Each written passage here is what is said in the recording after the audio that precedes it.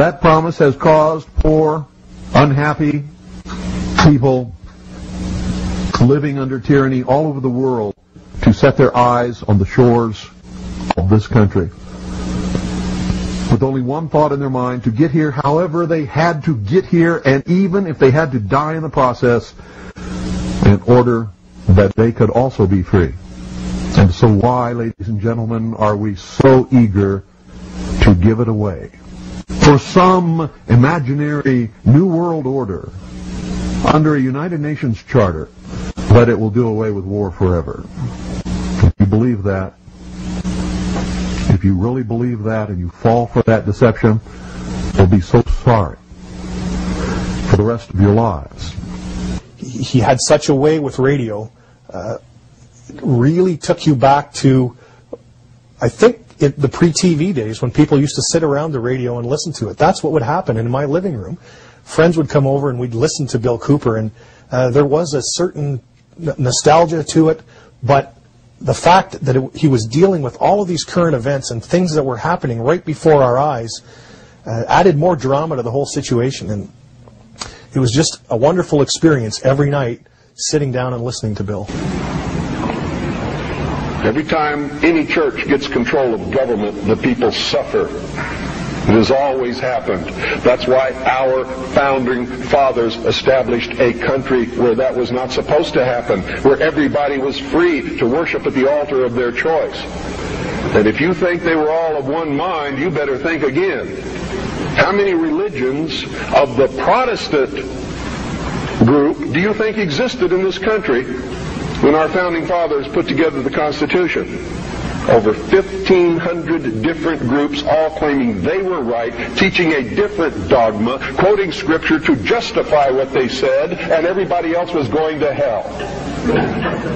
So don't give me this Christian nation bullshit, because that's what it is. This nation reflected Christian values because the people who made up the government in the early days were Christian, but none of them agreed with each other, and they still don't today. Bill married, had children, and continued his life as a messenger by creating a large global civilian intelligence gathering organization called CAGI. CAGI stands for the Citizens Agency for Joint Intelligence, and it was Bill's research gathering arm of his whole operation. His principal idea behind CAGI was to get a whole group of like-minded researchers and individuals, patriots in the U.S. and throughout the world, really.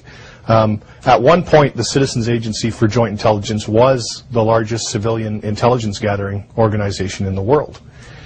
And the one thing about CAGI was that it wasn't a secretive society like the FBI or CIA would be.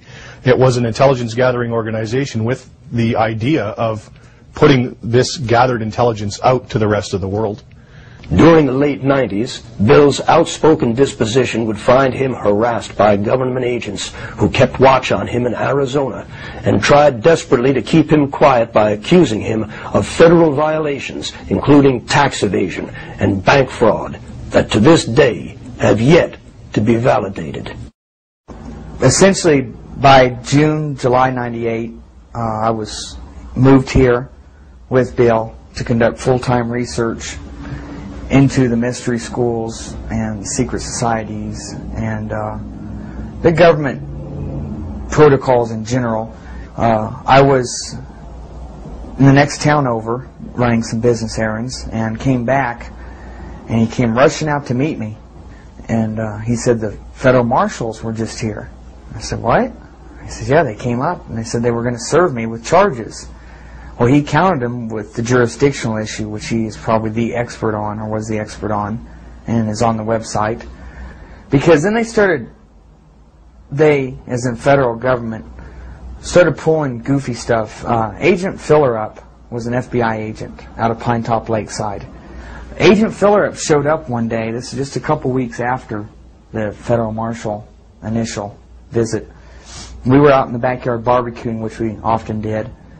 He got out of his Bronco and said, oh, I just want to talk, like old friends. And basically we told him we knew he was full of shit. And, well, let me just hand you this envelope. And he's waving it. And No. And we were still barbecuing away, and he was still out the side of his vehicle there, and he goes, well, I'm going to come on up. And Bill told him point blank, do not come up here. You're not welcome. I'm not talking to you. And you go back and tell your bosses that there's not going to be another Waco or Ruby Ridge in this country. And this time you guys, and this is his own words, you stepped on your dick. And he got back in and back down the hill. So he only had about a year. Basically had a timeline to bring Bill in on these trumped up tax evasion charges and bank fraud. We did have a meeting with Congressman and his staff.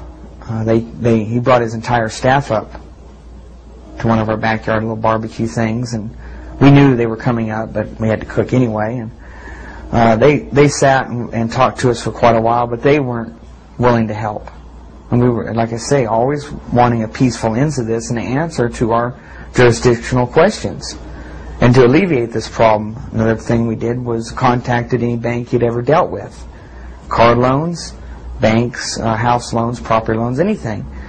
Oh, no, we're glowing customer, paid off early, never late.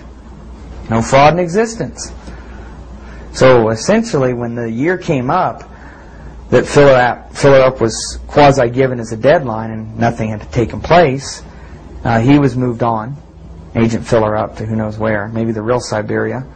And things seemed to calm down a little bit. And we were hoping that maybe it would just kind of go away. Unfortunately, things did not calm down. After Agent Fillerup's departure, more agents were assigned to watch Cooper, and Bill was eventually placed in what was known in the 90s as Filegate, where President Clinton ordered unconstitutional investigations into a number of individuals that were deemed a threat. The heat escalated to the point where Bill felt it was necessary to protect his wife and children by placing them in hiding for their own safety. It was now Bill and Doyle fighting the federal government on what seemed to be phantom charges. Towards maybe the last 8 months or so of his life, because of events happening around the world and then culminating in 9/11, as far as world-type events, Bill really turned the heat up on the people that would see this country's demise on his broadcast and on his website. And at that point, a person could tell if they had watched the happenings and knew the facts, not just the crap that was put in a paper here and there about Bill or the situation here, and had done their research that now it wasn't a matter of if but when for Bill's demise. In August of 2001, a local doctor by the name of Scott Hamlin had reported to local Eager police that he had been harassed while parked on Bill's Hill by a man who followed him, pulled out a gun, and threatened him in front of his wife and kids. Even though it could not be proven that it was Bill, law enforcement now had a reason for serving a warrant for his arrest. Dr. Hamlin had been going up and playing real petty little games at night and up right next to Bill's property. This particular night, he had his family up there, and they claimed they were just up there to watch the lightning storms. But the problem was Dr. Hamlin would really egg people on. He's a real weasel. And Bill had enough of it and ordered him off the whole area. Just get out of here, I'm calling the cops. Now, if Bill wanted to do harm to him, he would not call the cops, obviously. Bill told me about this the next day, and that was pretty much all that was of it. The first warrant was served on September 11th of 2001, but was postponed.